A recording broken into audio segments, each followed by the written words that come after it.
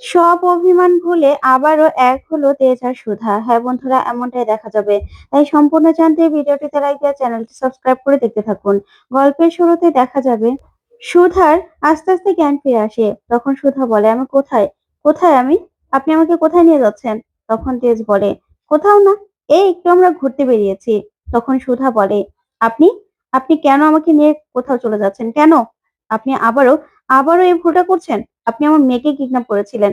এখন আবার আমাকে কিডন্যাপ করেছেন। তখন তেজ বলে, না না, কিডন্যাপ করবো কেন? নিজের বউকে কেউ কেউ কিডন্যাপ করে নাকি? আরে না, এমনিতেই।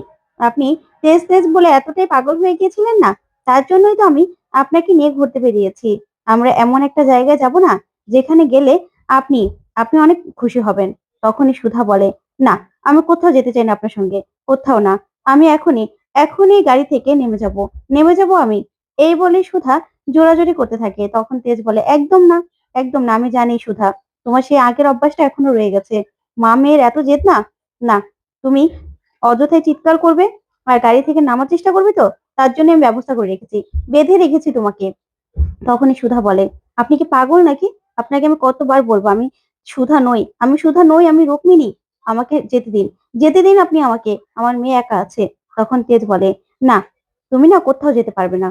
তোমাকে নিয়ে এখন আমি আমার যেখানে খুশি আমি সেখানে চলে যাব। তোমার বিয়ে আটকানোর জন্য আমি সবকিছু করতে পারি। তখনই সুধা বলে, আজকে তো আমার আর প্রীতম বাবুর আশীর্বাদ, আপনি আমাকে কেন এখানে নিয়ে আসলেন? কেন?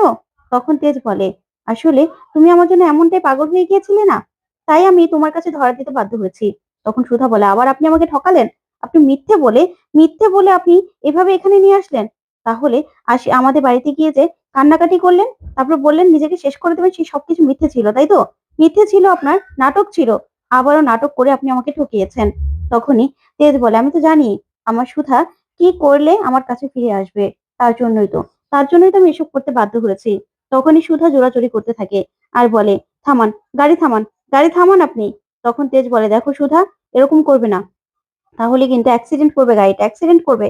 তখনই গাড়িটা একটা কাদায় আটকে যায়। তারপর তেজ আর সুধা বাইরে চলে আসে। ওইদিকে সুধার হাত বেঁধে রেখেছে নিজের হাতের সঙ্গে। তখনই তেজ কাদা থেকে গাড়িটাকে ঠেলে ঠেলে উঠাতে চায়। তখন সুধা মনে মনে বলে, কেন তেজ, এখনো তোমার কষ্ট দেখলে আমার সহ্য হয় না? আমারও কষ্ট হয়, কেন? তারপরে সুধাও গাড়িটাকে কাদা থেকে ঠেলে তারপর উঠাতে থাকে তেজের সঙ্গে। তখন তেজ বলে, বাবা, আপনি এতটুকুও পারেন? তখন সুধা বলে, দেখুন, আপনি একা একা কষ্ট করবেন কেন? সেজন্যই তো আমি এতটুকু করে দিলাম। কিন্তু আমাকে প্লিজ বাড়িতে দিয়ে আসুন, আমার মেয়েটা একা আছে। তখনই তেজ দেখতে পায় যে গাড়ি চলে না। তখন তেজ বলে, গাড়িটা তো নষ্ট হয়ে গেল, এখন আমরা কি করব? তখন একটা চায়ের দোকানে গিয়ে এক কাপ চা নেয়। তখন দোকানদার বলে, আপনার এক কাপ চা খাবেন কি করে? তখন তেজ বলে, আমরা দুজন এক কাপ চাই খাই। এই বলেই সুধাকে চা দিতে গেলে সুধা চায়ের কাপটা ফেলে দেয়। তখন কতগুলো মোটরসাইকেলে গুন্ডা চলে আসে। ওইদিকে সুধাকে এসে বলে, কি ব্যাপার ম্যাডাম, আপনি কি এই লোকটা ডিস্টার্ব করছে নাকি? তখনই সুধা বলে, হ্যাঁ হ্যাঁ, আমাকে না কিডন্যাপ করেছে, আমাকে বাঁচান আপনারা। তখন সুধাকে তেজ বলে, সুধা, তুমি এটা কি করছো? তখন সেই গুন্ডাগুলো তেজের হাত থেকে সুধার হাতটা ছাড়িয়ে দেয় আর বলে যে, আপনাকে আমরা বাড়ি পৌঁছে দেবো, চিন্তা করবেন না। তখন সুধা বলে, আমাকে একটা বাস স্টপে ছেড়ে দিলেই হবে। তখনই একটা গুন্ডা বলে, আপনি চিন্তা করবেন না ম্যাডাম, আপনার সব দায়িত্ব আমার, আমি আপনাকে ঠিকঠাক মতো বাড়ি পৌঁছে দেবো, চলুন। ওইদিকে বাকি গুন্ডাগুলো তেজকে আটকে রাখে। তখনই সুধা সেই লোকটার সঙ্গে মোটর সাইকেলে করে চলে যায়। তেজ বারবার বারণ করলেও সুধা কিছুতেই শোনে না।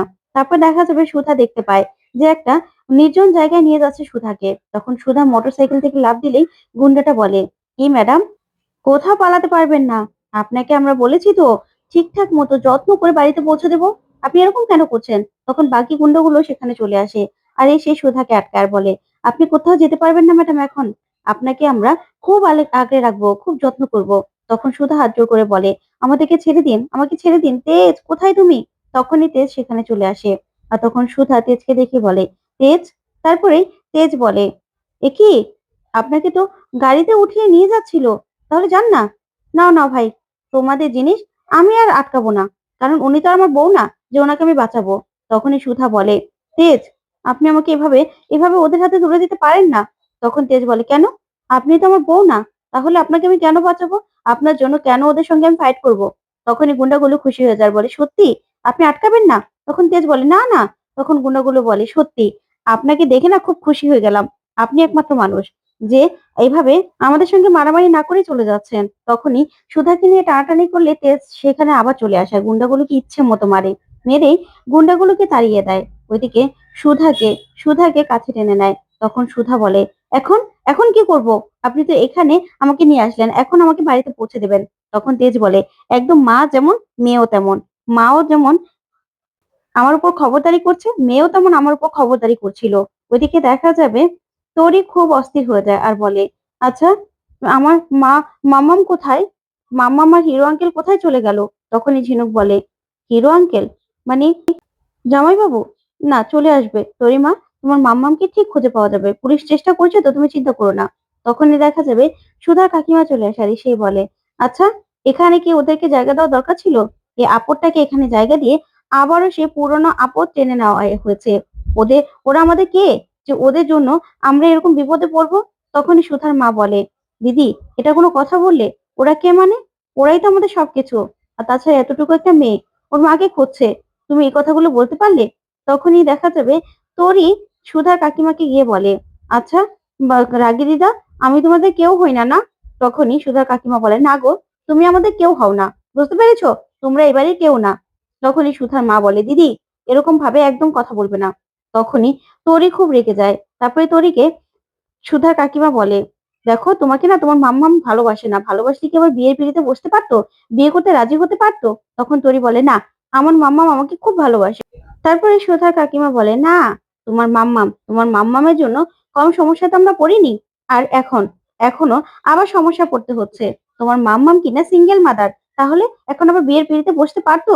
ওইদিকে তরি কাঁদতে থাকে আর ওখান থেকে চলে যায়। ওইদিকে দেখা যাবে সুধাকে নিয়ে তেজ নিজেদের বসু মল্লিকের গ্রামের বাড়িতে চলে যায়। তখন সেখানে গিয়ে সুধা বলে, "এটা তো বসু মল্লিকদের গ্রামের বাড়ি।" তখন তেজকে বলে, "আপনি এখানে কেন নিয়ে আসলেন?" তখন তেজ বলে, "বাইরে বৃষ্টি চলছে আর এখানে গাড়িও নেই। এখানে আমাদেরকে থাকতে হবে।" ওইদিকে সুধা মনে মনে বলে, "একদিন সার্থক আমাকে এখানে নিয়ে এসেছিল। তখনও আমার ভয় লেগেছিল। আর এখনো আমার ভয় করছে। কেন?" তখন সুধা বলে, "দেখুন, আমি এখানে থাকবো না।" তখন তেজ বলে, "যান না, তাহলে বাইরে গিয়ে যান, বৃষ্টিতে ভিজুন। আর এমনও হতে পারে গুন্ডাগুলো আপনার জন্য বাইরে অপেক্ষা করছে। যান না।" তখনই সুধা বলে, "দেখুন, আমার কাছে একদম আসবেন না। আসবেন না আমার কাছে।" ওইদিকে তরিকে ঝিনুক বলে, "আচ্ছা তরি, তুমি কি বললে? তোমার হিরো আঙ্কেলের সঙ্গে তোমার মাম্মাম?" তখন তরি বলে, "হ্যাঁ, এই বিয়েটা যেন না হয় সেজন্য তো হিরো আঙ্কেল মাকে এখান থেকে নিয়ে গেছে।" তখন ঝিনুক মনে মনে বলে, "আমি যেটা সন্দেহ করেছিলাম এই সবকিছু জামাইবাবুরই কাজ। তাহলে এবার তো ওদের দুজনকে খুঁজে বের করতে হবে।" ওইদিকে তেজ সুধার কাছাকাছি যেতে চায়। তখনই সুধা বলে, "একদম আমার কাছে আসবেন না। একদম না।" তারপরে সুধা ভিজে গিয়ে নিজের চোরগুলো মুছতে থাকে। তখনই তেজ সুধার কাছাকাছি আসে আর দুজন আবারও এক হয়ে যায়। তো বন্ধুরা, কেমন লাগলো আজকের আপডেট অবশ্যই কমেন্ট করে জানাতে ভুলবেন না। পরবর্তী আপডেট পেতে চ্যানেলটি সাবস্ক্রাইব করবে। ধন্যবাদ।